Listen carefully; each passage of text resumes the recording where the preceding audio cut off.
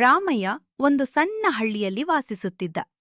ಅವನು ಪ್ರತಿದಿನ ಹೊಲದಲ್ಲಿ ದುಡಿಯುತ್ತಿದ್ದರೂ ಅವನಿಗೆ ತುಂಬಾ ಹಣ ಇರಲಿಲ್ಲ. ಆದರೆ ಅವನು ಸದಾ ಪ್ರಾಮಾಣಿಕ ಮತ್ತು ಸತ್ಯವಂತನಾಗಿದ್ದ. ಅವನ ಹೆಂಡತಿ ಸೀತಾ ಅವನಿಗೆ ಸಹಾಯ ಮಾಡುತ್ತಾ, ನಮಗಿರುವಷ್ಟು ಸಾಕು ರಾಮಯ್ಯ, ದೇವರು ನಮ್ಮನ್ನ ಪರೀಕ್ಷಿಸುತ್ತಿದ್ದಾನೆ ಎಂದು ಹೇಳುತ್ತಿದ್ದಳು. ರಾಮಯ್ಯನ ಮನಸ್ಸಿನಲ್ಲಿ ಕೆಲವೊಮ್ಮೆ ಹಣದ ಬಗ್ಗೆ ಕಳವಳ ಬರುತ್ತಿತ್ತು. ಆದರೆ ಅವನು ತನ್ನ ಪ್ರಾಮಾಣಿಕತೆಯನ್ನು ಬಿಡಲಿಲ್ಲ. ಒಂದು ದಿನ ಹೊಲದಲ್ಲಿ ಕೆಲಸ ಮಾಡುತ್ತಿರುವಾಗ ರಾಮಯ್ಯನ ಕಲ್ಲಿನ ಕೆಳಗೆ ಒಂದು ಹಳೆಯ ಪೆಟ್ಟಿಗೆ ಸಿಕ್ಕಿತು. ಅದನ್ನು ತೆರೆಯುತ್ತಿದ್ದಂತೆ ಅದರಲ್ಲಿ ಚಿನ್ನದ ನಾಣ್ಯಗಳು ಇದ್ದವು. ರಾಮಯ್ಯ ಅಚ್ಚರಿಯಿಂದ ಇದು ದೇವರ ಕೊಡುಗೆ ಇರಬಹುದು ಎಂದುಕೊಂಡ. ಆದರೆ ಕೂಡಲೇ ಅವನ ಮನಸ್ಸಿನಲ್ಲಿ ಇನ್ನೊಂದು ಆಲೋಚನೆ, ಇದು ಯಾರದ್ದೋ ಇರಬಹುದು, ನಾನಿಟ್ಟುಕೊಂಡರೆ ಸರಿಯೇ ಎಂದು. ರಾಮಯ್ಯ ಮನೆಗೆ ಬಂದು ಸೀತಾಡಿಗೆ ಹೇಳಿದ, ಸೀತಾ, ನಾವು ಬಡವರಾದ್ರೂ ಸತ್ಯವಂತರಾಗಿದ್ದೇವೆ.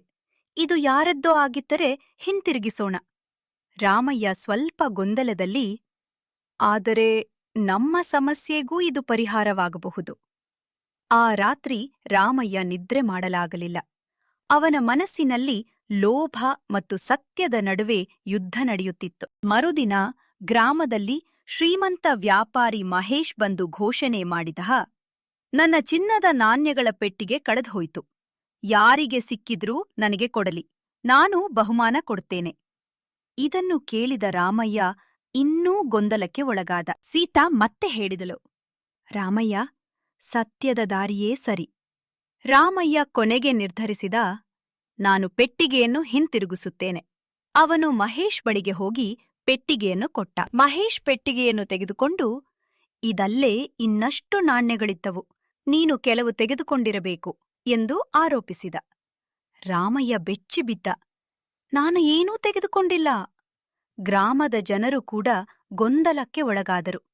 ಮಹೇಶ್ ಪೆಟ್ಟಿಗೆಯನ್ನು ತೆಗೆದುಕೊಂಡು, ಇದಲ್ಲೇ ಇನ್ನಷ್ಟು ನಾಣ್ಯಗಳಿದ್ದವು, ನೀನು ಕೆಲವು ತೆಗೆದುಕೊಂಡಿರಬೇಕು ಎಂದು ಆರೋಪಿಸಿದ.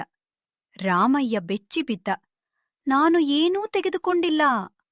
ಗ್ರಾಮದ ಜನ ಕೂಡ ಗೊಂದಲಕ್ಕೆ ಒಳಗಾದರು.